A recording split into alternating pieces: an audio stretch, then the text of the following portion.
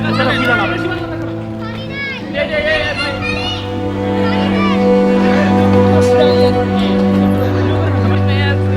আপনার ছেলে মেয়ে কোথায় এখন?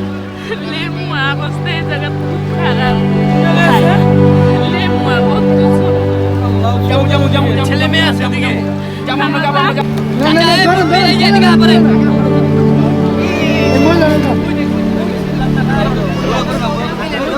এই যে উড়ে দেন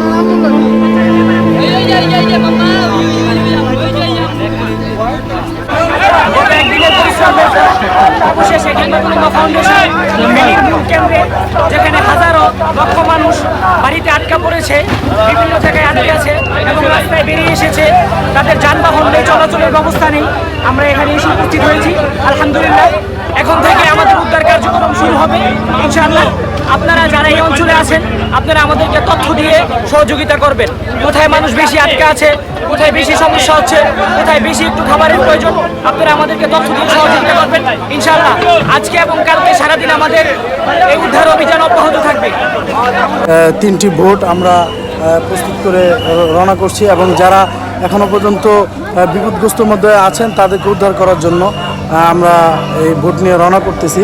তো আসলে দেখেন আজকে যারা আমরা এতদিন ভারতকে বন্ধু হিসেবে মনে করতাম, দেখেন আজকে এই ভারত আমাদের কত বড় কাঁটা হয়ে দাঁড়িয়েছে। আজকে ভারতের গণমাধ্যম বলছেন যে এই তারা নাকি বাঁধ খুলে দেয় নাই, এই পানি এভাবে চলে আসে। আসলে দেখেন এই পানি যদি এভাবে চলে আসতো তাহলে বাঁধের উপর দিয়ে চলে আসতো, কিন্তু পানি কিন্তু বাঁধের উপর দিয়ে আসেনি। কি পরিমাণ পানি আপনি দেখলে মানে এই যে দেখেন স্কুলের পুরো গেটটা মানে অর্ধেকে ডুবে গেছে। ওই যে ওখানে বিল্ডিংয়ের ছাদের মধ্যে অনেকজন মানুষ আটকা পড়ে আছে, আমরা সেখানে যাচ্ছি। তারপর হচ্ছে এই যে এই বিল্ডিংয়ের মধ্যে ওই যে লোকেরা যে ইশারা দিচ্ছেন যে তারা আটকা পড়ে আছেন। তো আমরা এভাবে খুঁজে খুঁজে বিভিন্ন মানুষদেরকে উদ্ধার করার জন্য চেষ্টা করতেছি। তো আপনাদেরকে আসলে এটাই বলবো, যদি আপনারা এখানে সাহায্যের জন্য আসেন তাহলে আমি বলবো যে আপনারা অবশ্যই বোট বা নৌকা বা এই জাতীয় একটা জিনিস নিয়ে আসবেন, কারণ এখানে মানুষরা খাবার দাবার থেকে শুরু করে তাদের এই অনেক জায়গায় পানির মধ্যে তারা আটকা পড়ে আছে, তারা সাহায্যের জন্য মানে কোথাও যেতে পারছে না, একেবারে এই 2 তলা সমান পর্যন্ত পানি।